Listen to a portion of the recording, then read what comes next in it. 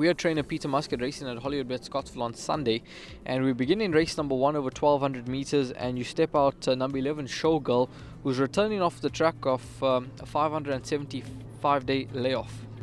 Yeah, she showed a lot of promise early on in Cape Town. We were very encouraged by her first run, and I thought she would perform very well in her second start, where my son rode her. She went for 2 furlongs and stopped dead, and unfortunately she fractured her pelvis in the race. So she's been through a lengthy rehabilitation program. We put her back into work, and then she went off again, and then I sent her out just to let nature try and do its job with her, and she went to Bruce LaRue's farm for 4 months and ran out with the dry mares, and that seems to have done the trick with her. Obviously it's a lengthy break. She's only been on the grass once, but she's done a lot of sand work. She is a talented filly, and if not in need of the run, I think she should run into the money.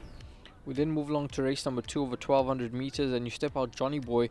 Now he put in a very, very promising run on debut, winning third. Yes, he was drawn deepest of all that day. We had to go right back with him. He was green in the run, but he finished off his race very well. Obviously up the straight lane at Scottsville, he's not going to be too far out of his ground. He's a fit, happy horse, and we're unsure of what we're taking on. Numerous first-timers, but if he reproduces his first effort, he should be involved. We then move along to race number 7, a progress plate over the 1000 meter trip, and you step out Icy Eleanor. She's a filly that has shown the ability but hasn't put it all together at her last 2. Yeah, there's excuses at her last 2 starts. Her penultimate run, she charged the gates, and she probably should have been scratched at the start, so just ignore that performance. And then at her last start, she actually strained a muscle in her back, so just draw a line through those last 2 starts. Her work is solid. She has the benefit of the 1 draw, but she does take on the boys. But in saying that, she gets her 2.5 kgs sex allowance, and if she reproduces anything like her first 2 runs, she could run into the money. We then move along to race number 8 over 1600 meters, and you step out Golden Rule. Now he was a dominant win off his last in a bigger field from a deep draw. Gate number 7 on Sunday, and Fourie in the irons. Yes, he looks to be a very progressive type. He did get penalised 6 points for his win. However, he's maintained his form on the track. He is a horse that tries to go a little bit hard, so I've juggled around with his gear a little bit, and hopefully that'll make him settle a little bit better.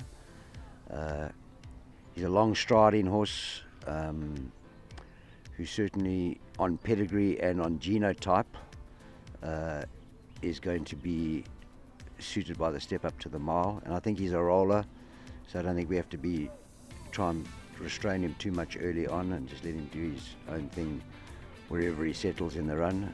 His work is good, and I expect him to be involved. Race number 9, final race on the day, 1200 meters. Chocolate Bomb on a quick backup, and he's a horse that's back down the lane. Yes, he has run well at Scottsville before. We tried him over the 1400 at his last start from a deep draw. He looked very threatening turning in, and he moved up under the hands, but more than likely he didn't quite see out the 1400. So we've dropped him back to the 6. I know it's a short backup to freshen him up, but he's a very tough horse. He hasn't lightened up at all. He's exactly the same weight this week as he was prior to his run last Sunday. Also dropped further 3 points in the ratings, so if he brings his penultimate run where he wasn't that far off him, he's technically 6 pounds lighter in the weights as opposed to that run.